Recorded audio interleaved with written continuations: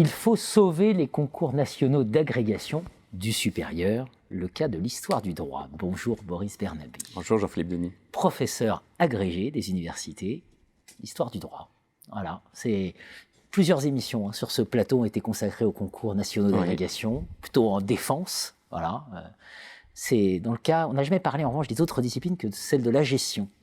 Dans le droit, quel est le sens, puisque c'est quand même tout nous vient du droit en matière d'agrégation. Oui, depuis Colbert, depuis 1679, et donc Louis XIV. Trois agrégations en droit. Droit privé, droit public, histoire du droit. Évidemment, je disais évidemment, mais ce n'est pas si évident que ça à le dire, l'agrégation d'histoire du droit arrive en dernier.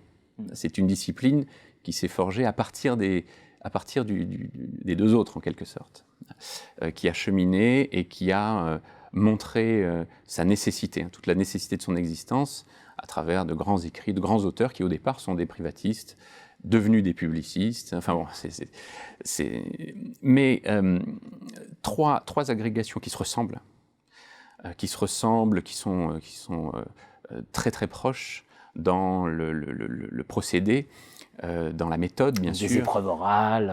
Alors, ça a beaucoup changé au cours de l'histoire. Ouais. Ça a beaucoup changé au cours de l'histoire, évidemment.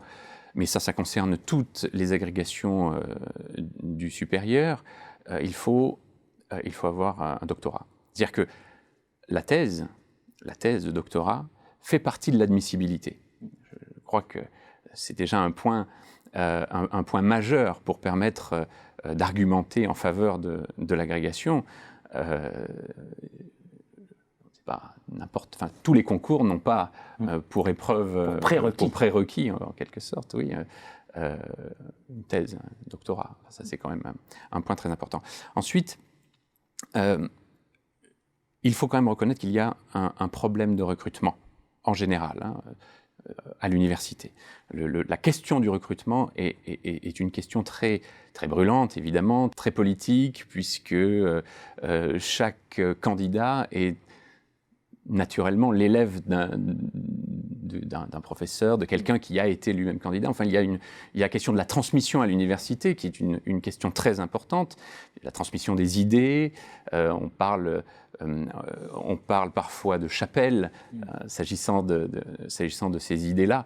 Bon, il y a un problème de recrutement, et il me semble, et je ne suis pas le seul à le penser, que l'agrégation, en particulier en droit, puisque c'est celle que je connais le mieux, il me semble que l'agrégation est le concours de recrutement, à l'heure actuelle, avec tous les défauts de l'agrégation, le plus efficace, puisque c'est le concours de recrutement qui, en temps cumulé, permet à un jury de voir le plus longtemps possible le candidat. Même dans les entreprises, même dans les cabinets d'avocats qui recrutent ou qui font plusieurs sessions de recrutement, en temps cumulé, ils ne voient pas autant le candidat. C'est quand même le seul concours qui permet ceci, à comparer par exemple avec le concours qui recrute les maîtres de conférences. En amont, le Conseil national des universités a établi un premier filtre sur travaux, mais le Conseil national des universités ne voit jamais les candidats. Jamais.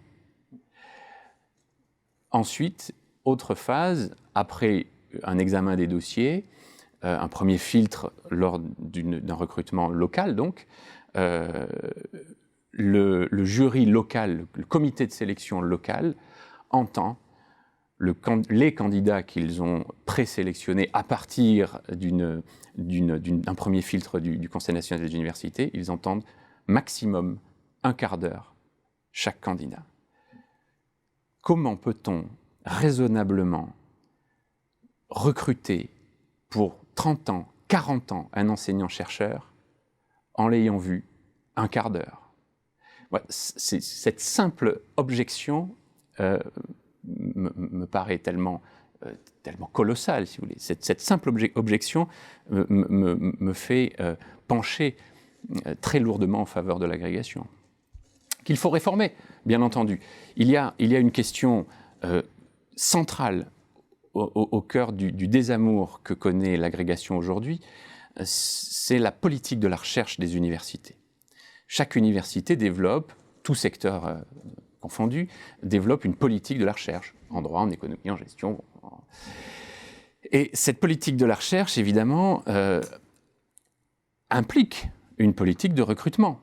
Pour développer tel axe de recherche, il faut pouvoir faire venir tel chercheur qui a travaillé sur tel domaine et qui, justement, serait apte à s'emparer de tel axe pour, avec l'agrégation, qui est un concours national, les postes sont pris en fonction du classement, en fonction du rang. Ce qui fait que peut arriver dans une université qui a besoin, en droit par exemple, d'un spécialiste de droit commercial, mais peut arriver par le rang du concours un spécialiste de droit de la famille. La politique ici de la recherche est opposée à la politique du concours national d'agrégation. Alors, il y a des réflexions qui sont menées sur les réformes possibles du concours d'agrégation, en tout cas pour le droit, s'agissant précisément de cette politique de la recherche.